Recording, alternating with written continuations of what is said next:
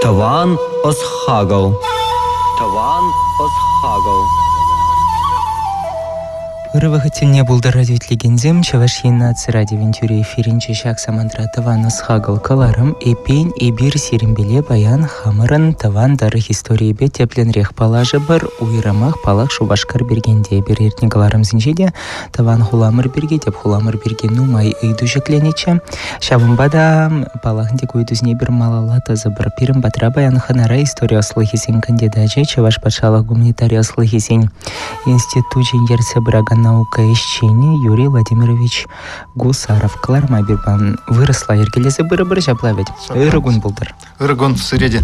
Юрий Владимирович, мы с вами в прошлый раз обсуждали 17 век в истории города Чебоксары. Хотелось бы эту тему продолжить, потому что мы не рассматривали 18 век и не рассматривали век 19 в истории города. Судя по предыдущим передачам, 18 век у нас является неким золотым веком в истории города Чебоксары. Вот хотелось бы об этом подробнее узнать. Это правда ли так? Действительно ли Чебоксары в 18 веке была не маленькая по тем меркам муниципальная организация, которая проявляла себя с очень хорошей стороны и считалась сильно развитым городом того времени? Да, все верно. Дело в том, что Чебоксары, как Волжский город, и его экономика, она подпитывалась Волгой. Волга – это главный торговый порт, главный торговый путь России речной. И пристань Чебоксарская, она славилась тем, что с нее отправлялись большие партии хлеба в верхневолжские города. А чебоксарские купцы на закупке хлеба у местного населения, они делали свои капиталы. И за счет этого полученная прибыль, полученные деньги они вкладывали, в том числе и в благоустройство города. То есть 18 век – это действительно век каменного строительства в Чебоксарах. Появились и частные купеческие дома, и, значит, множество церквей, поскольку купцы, они были людьми религиозными, значит, и пытались всячески помогать своим приходским церквам. И многое из того, что было построено в XVIII веке, значит, оно сохранилось. И современные жители могут это видеть. Да, значит, и в XVIII веке, давайте закроем эту тему, Чебоксары действительно были развитым городом, с развитой промышленностью. Здесь существовало кожевенное дело, то есть выделывалась кожа, отправлялась она через Санкт-Петербург за границу в Европу. Значит, здесь были солотопенные заводы, колоколенное производство, то есть колокола, произведенные в Чебоксарах, на чебоксарских литейных заводах, они, известно, значит, они поставлялись в Казань, Вятку, окрестные соседние города. То есть Чебоксары действительно был промышленным центром. Но что по населению? Каково оно было в Чебоксарах в XVIII веке? Ну, население в XVIII веке, город был на самом деле небольшой, всего около 5000 человек, но это население имело специфику. Значит, то есть город Чебоксары, он был русский город по составу населения, но начиная с XIX века за ним закрепилось такое прозвище чувашской столицы. Вот я хочу об этом поговорить, рассказать. В чем дело? А дело в том, что после присоединения Поволжья к России, то есть после завоевания Казанского ханства, началась русская колонизация. То есть территория этого государства стала заселяться русскими людьми. Это было как организованная миграция, то есть когда государство, значит, участвовало в этом, то есть строило новые города, новые селения, заселяло служилыми людьми. Так и вольная колонизация шла, то есть помещики переселяли своих крестьян, получали здесь земли. Да и крестьяне сами, значит, вольные крестьяне, не крепостные крестьяне, они тоже искали счастье вот на новых землях, которые считали благодатными, значит, где можно было пустить корни. Вот благодаря этому стал заселяться этот край, и благодаря этому появились очень тесные связи между русским и чувашским народом. И состав русского населения Среднего Поволжья, он достаточно сильно отличался от великорусских губерний, то есть по своей культуре и по своему даже внешнему облику. То есть вот с того времени говорится же, что возьми любого русского с Волги, поскреби, и вылезет лицо татарина, скажем так, да. Так вот, это действительно научный факт, что в состав русского населения Поволжья влилось огромное количество местного населения чувашей, марийцев, татар и так далее, которое сказалось и на антропологическом типе, то есть на типе лица, характере, традициях, обычаях, культуре. И именно в этот период, получилось так, что население Чебоксар, оно стало иметь, как тогда говорили, чувашскую физиономию. В чем дело? Дело в том, что современники середины XIX века, писали, что посмотреть на чебоксарца, и, сразу видно, что его родня чуваши. То есть это видно и по его характеру, и по его лицу, и даже по одежде, как я скажу чуть позже. Историки провели анализ, ревизии 1780-х годов, 4-й ревизии, и оказалось, что в Чебоксарах 4 десятка семей, чебоксарцев, имели женами чувашек, то есть представительниц чувашских крестьян, которые взяли из окрестных деревень. Это, так сказать, в первом поколении, а во втором, третьем, конечно, это все не учитывалось, и поэтому большое количество, действительно, здесь было людей, которые имели чувашскую кровь, на самом деле.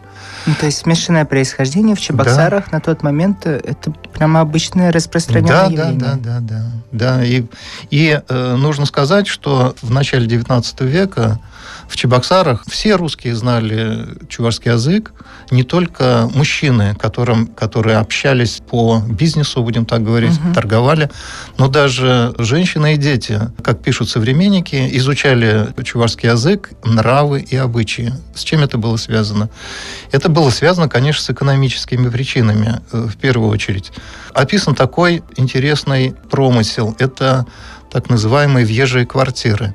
Суть вот в чем. Когда чуваши приезжали в город, в Чебоксары, они нуждались в квартире для того, чтобы оставить своих лошадей, переночевать, подкрепиться и так далее. В то время не было гостиниц, в нашем понимании этого слова. И поэтому этим пользовались предприимчивые горожане. То есть они, как рассказывают современники, выезжали в чувашские деревни, встречались там с богатыми людьми, влиятельными людьми, и заключали с ними сделку.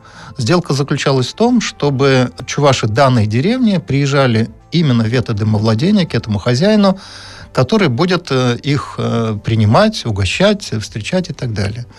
И вот в течение всего года жители всей этой деревни, если у них был такой случай быть в Чебоксарах. Для чего они приезжали в Чебоксары?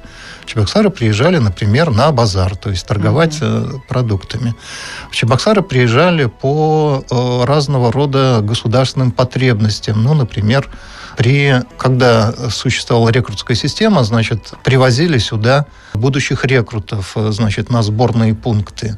Приезжали на пристань, потому что пристань, грузооборот имела большой, и всегда нужда была в возчиках, то есть нужно было грузы перевозить по назначению. Вот чувашские крестьяне подрабатывали на этом, то есть приезжали на пристань, и зарабатывали таким образом деньги. Приезжая в эту квартиру, чуваши денег не платили. Что удивительно кажется, да? При этом их встречали, как пишет современник, со всем чувашским обхождением. То есть на чувашском языке общались, одевали чувашскую одежду, хозяева угощали чувашскими блюдами, и даже, что вообще, выходило за понимание современников, не запрещали чувашам курить трубки. Но это очень, существенная льгота. Почему? Потому что курение тогда – это источник пожара. То есть дома были деревянные, пожары были не редкость, поэтому курить было нельзя. Даже летом нельзя было топить печи. Только в определенные случаи, только под присмотром это происходило, потому что это было опасно в пожарном отношении. А вот чувашам разрешали. Для чего? А для того, чтобы они не проявили недовольство, не поменяли этого хозяина.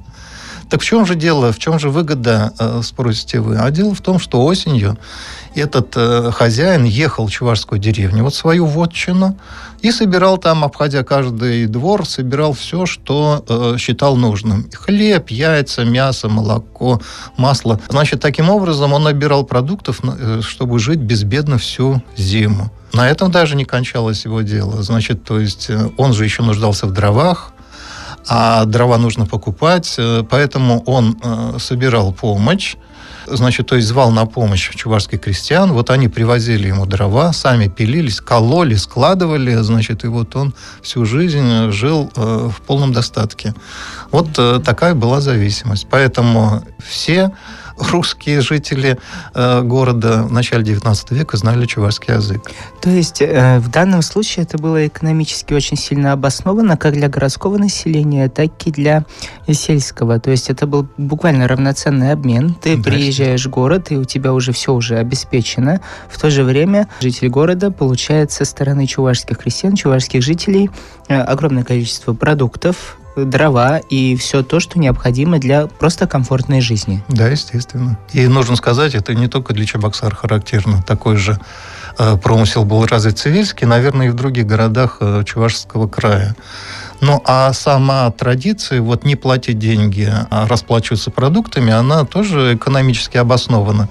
У чувашей свободных денег не было никогда, значит, на руках.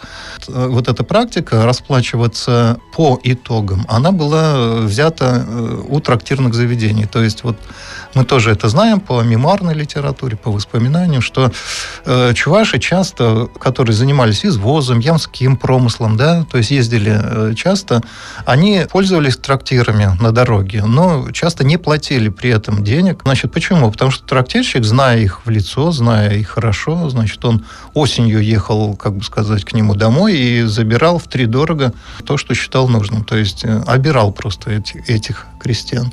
Ну, пользуясь тем, что тот не мог считать, естественно, калькуляции не знал и всего такого прочего. Ну и давайте скажем о том, что сами чуваши, город Чебоксары, выделяли среди других городов. Даже вот среди крупных городов, таких как Нижний Новгород и Казань. Вот я прочитаю поговорку, которую записали в XIX веке, которая ходила среди чувашей. Цивиль, то есть Цивильский имеется в виду, город не город, Кускадемьян, то есть Козмодемьянск, город не город, Казань, правда, город, до самой лучшей лавки дойдешь, лыка, мочала не найдешь, а вот Чуксар, так Чебоксарные они называли, так всем городам городок, калач, мало кусаешь, много жуешь, а в Казани много кусаешь, мало жуешь. То есть вот в этой поговорке, или, скажем, другой, вот Спиридон Михайлов, первый чувашский историк и писатель, значит, разновидность этой поговорки, которая в Козмодемьянске бытовала, значит, он так записал: Кузька город не город, а Чебоксар, значит, город так город, Казань, правда, город, есть там калачи и табак, и калачи горячи. Там суслы, калачи горячи. То есть возникает вопрос, а почему же чуваши так относились именно к Чебоксарам? В 1831 году через Чебоксар проезжал казанский профессор, биолог Карл Федорович Фукс. Известная фамилия. Ну, о Фуксах можно чуть-чуть позже. Я, может быть, и скажу подробнее, поскольку его жена Александра Фукс, она наша землячка. Она много времени в детстве провела в Чебоксарах, который был родным городом ее отца.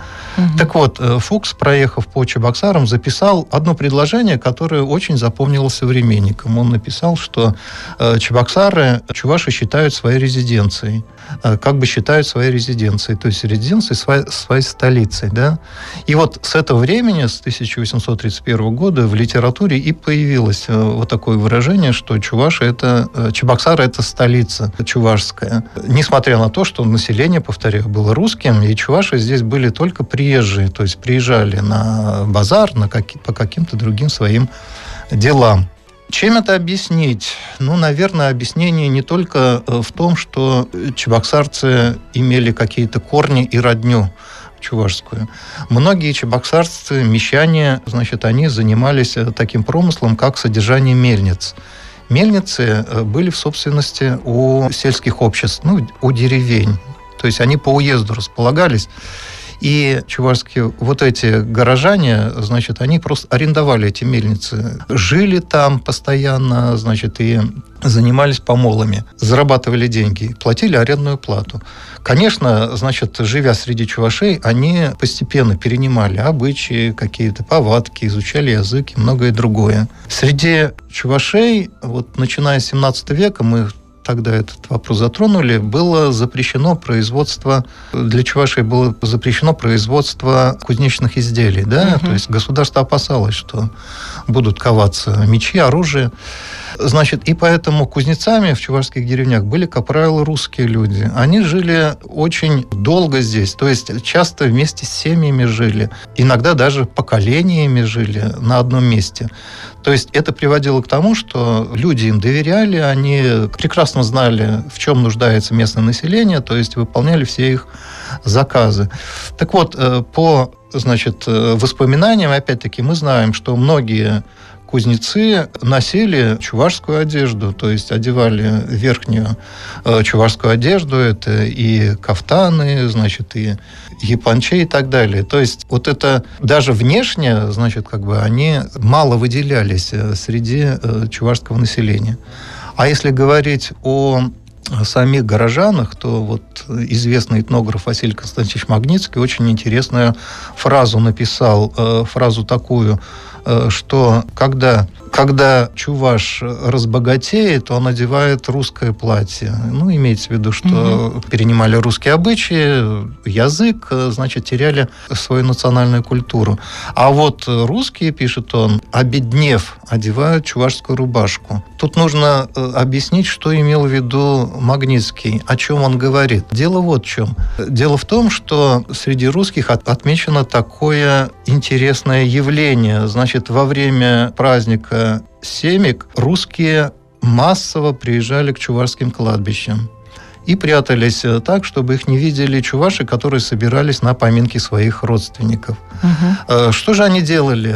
Значит, чуваши, как это и делается сейчас, сами угощали своих родственников и в конце оставляли для них одежду, то есть вот домотканую домашнюю одежду, полотенца, значит, рубашки, женскую одежду, наряды и так далее. Все это оставляли на могилах. И вот недоеденные также вещи. И вот крестьяне русские, которые ждали этого момента, они собирались на кладбище, значит, и забирали вот эту брошенную одежду и еду.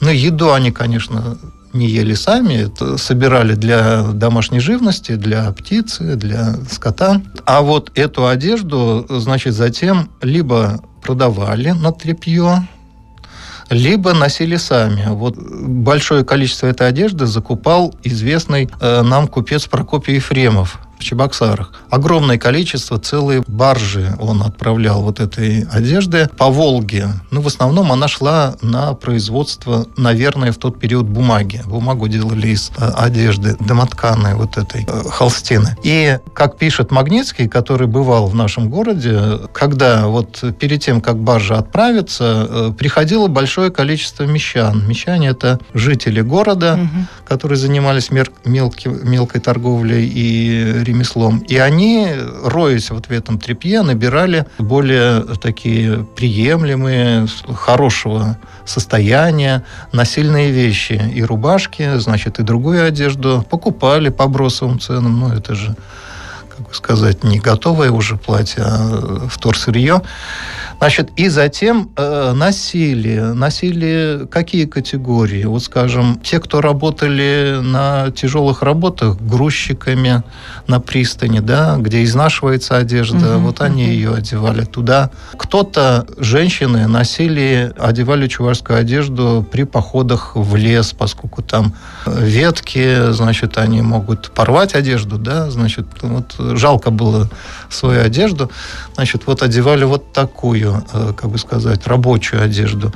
И третья категория – это нищие. Нищие одевали обноски, вот это тряпье, будем так говорить, рваное, Почему? Потому что так им подавали лучше. То есть вид жальче и, как бы сказать, сочувствие к ним больше. Причем нищие, пишет Магнитский, они не снимали эту одежду все время, пока побирались. То есть когда ходили по чувашским деревням, выпрашивали милостыню. Юрий Владимирович, огромное спасибо за такой экскурс. У нас пришло время короткого перерыва. Каскедах Тавгыщен, Эбер Зерембедадах Такалачева Маллата Забарга и Лада Данилова сазрежиссёре Беребаем Булыш Собрать. Таван Осхагал. Таван Осхагал. Нуманех Тваным Арсеме Бербан Хикаларам Расиримбе Шубашкар Хулынь Халахе Вунзакрамыш Вундахармыш Эмерзенже Еплерих Пуранны Берги Пельме Бушларам Арпедину Майшене Ени Ужильчети Загаламала Булеша Бахта Вырынты Халах Берги Кунда Эля Кренех Чеваш Симбе Вырысем Даже Худшин за Буранны Берги Тада Хулара Бурнаганзень Пидину Май Чевашан Духна Таван Булны Берги Дебельдимар Кун Берги Беребан Юрий Владимирович Гусаров История Слыхизень кандидаче Чеваш Пашала Гуманитария Слыхизень Институт Иньерце Брага наукощения, Калаза, Барать, Каларма, Маллахтазабар. Юрий Владимирович, вот то, что вы сегодня рассказываете, это настолько удивительно и неожиданно, наверное, потому что сама практика двуязычия в условиях города как будто бы в XIX веке, XVIII веке кажется немыслимой, однако это ведь действительно было экономически обоснованно. Но, тем не менее, как так получилось, что Чебоксары, вот современный город, он действительно является городом чувашским, наверное, потому что большая часть населения имеет чувашское происхождение, владеют чувашским языком так или иначе. Однако сегодня чувашский язык, он не присутствует в той мере, в какой он, например, присутствовал в XIX веке в условиях города. Вот хотелось бы понять, как это могло произойти и как шел исторический путь развития города, ну, даже вот в конце XIX века, к переходу к XX. Давайте вот доскажу всю вот эту мысль, может быть, это и откроет, станет ответом на этот вопрос. Но нам придется уйти в глубокую древность, уйти, по крайней мере, в XVI век. Но мы знаем, что у чувашей существовали святыни, места, значит, которые они приходили для того, чтобы попросить своих богов о милости, и спросить у них удачу в своих занятиях, значит, ну, естественно, возблагодарить за заботу. И нужно сказать, что вот эти места поклонения или керемети, значит, они после появления здесь русских, они стали, как бы сказать, вызывать у православного духовенства, конечно, такую отрицательную реакцию. Они стремились всячески отучить чувашей ходить, значит, забыть свою религию, поскольку чуваши, мы знаем, в XVIII веке массово были крещены в православие. И вот для того, чтобы они ходили в православные храмы, они справляли свои обычаи, боролись с кереметями. Ну, как боролись? Их вырубали, засевали это место рожью, хлебом. Значит, поскольку в чувашских поверьях, если керемети – это место природное, дикое, не обихоженное, не окультуренное человеком. Там, где появляется человек, кереметь там жить не может. То есть, если человек начинает здесь хозяйствовать, вырубать, что-то строить, значит, кереметь покидает это место. Поэтому чуваши никогда даже ветки не брали с этого места. То есть, считалось, что вы посягаете таким образом на не свое, а вот божественное. Так вот, оказывается, на территории Чебоксар, и об этом мы знаем благодаря Александре Фукс, о которой мы уже говорили, значит, которая, приезжая к своим родным, ну, будем так говорить, на свою родину, значит, она записала очень интересную легенду в Чебоксарах, связанную с происхождением города. Легенда гласит, что на территории города были две очень, как она пишет, крупные великие керемети. Одна кереметь находилась там, где сейчас стоит Введенский собор, и жил там Йомзя по имени Чебак, а другая кереметь находилась там, где сейчас Спасо-Преображенский монастырь, в прошлом Владимирская пустынь, на такой вот горочке. Значит, там жил Сар. И от этих двух Йомзей, значит, и пошло название Чебоксары, пишет, значит, она. Так вот, когда появились русские, то есть, ну, надо понимать, что был заложен город Чебоксары, значит, началась буря, град и гром, ветер вырывал вековые деревья, поднялся сильный вихрь, и со стоном вот эти керемети снялись со своего места, значит, и улетели. То есть они не могли жить, конечно, если здесь появилось русское поселение, русский город. И вот на этих местах появились со временем два знаковых, значит, объекта. Это Веденский собор и Владимирская пустынь, ну, первоначально Сретенская. Сретенский монастырь. Это была пустынь, это не пустыня с песками. Пустынь – это монастырь за чертами поселения, то есть в пустынном месте. Сейчас это черта города, а когда-то это было, значит, за чертой города, это место. Так вот, чуваши помнили об этих кереметях очень долго. Вот не только благодаря этой легенде. Мне попался такой интересный источник, это дневник редактора Казанских губернских ведомостей Николая Ивановича Второва, который в 1844 году приехал в Чебоксары. Он собирал материал для газеты, публиковал разного рода корреспонденции, значит, объезжая губернию. И вот в Чебоксарах он стал свидетелем интересного явления. Подходя к Веденскому собору, он увидел чуваши, это были некрещенные чуваши, язычники, которые, стоя у Веденского собора, в открытое алтарное окно бросали мелкие монеты.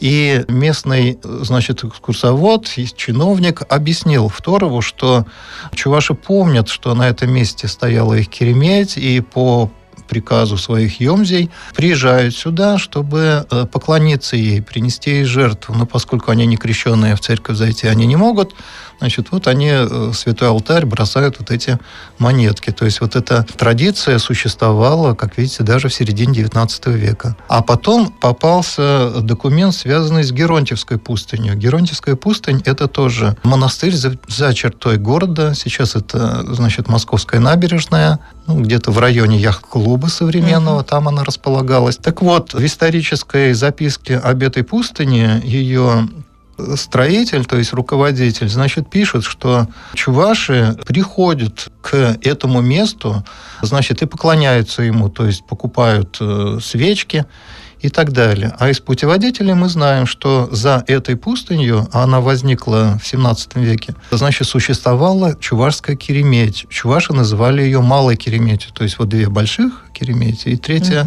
была малая. То есть и эту кереметь, об этой керемете чуваши тоже помнили, получается, тоже до второй половины, вплоть до второй половины XIX века. И вот это сакральное место, то есть место, которое связано с религией, чувашско-языческой религией, в сознании наших предков существовало, как видите, несколько столетий. И поэтому чуваши, наверное, поэтому, я считаю, они выделяли этот город среди других городов, они придавали Чебоксарам такое значение, как главного города для себя, для своей культуры.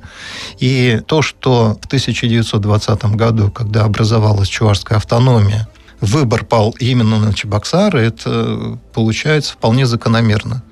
Ну, наверное, слушатели знают, что Чебоксары первоначально были как бы временной ведь столицей, то есть это был временный вариант, то есть столицу планировали перенести современный город Канаш, как более перспективный, находящийся на железной дороге, транспортный центр. Просто тогда в Шихранах, так они тогда назывались, не было достаточного количества построек для того, чтобы разместить все необходимые административные помещения. И Чебоксары, кстати, тоже испытывали большую нужду. Но все-таки вот в Чебоксарах это было можно сделать, а в Шихранах нет.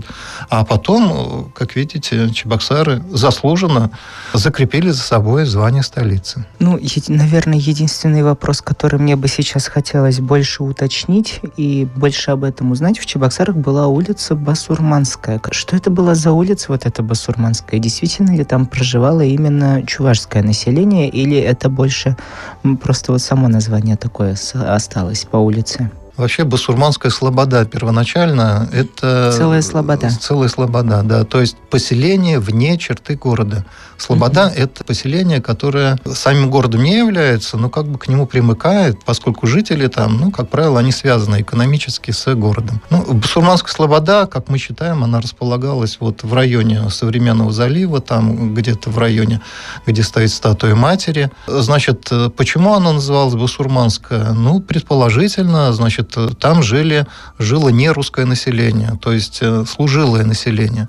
После вхождения Чувашии в состав России местная знать, она приобрела статус служилой и получила льготы, привилегии от государства, то есть владеть землями, значит, иметь власть над местным населением. За это они обязаны были государству служить. Вот, скорее всего, там они и жили. Вот это служилое население, оно жило. Служилые, вернее, чуваши, значит, скорее всего, они стали служить теперь уже новому государству, русскому государству.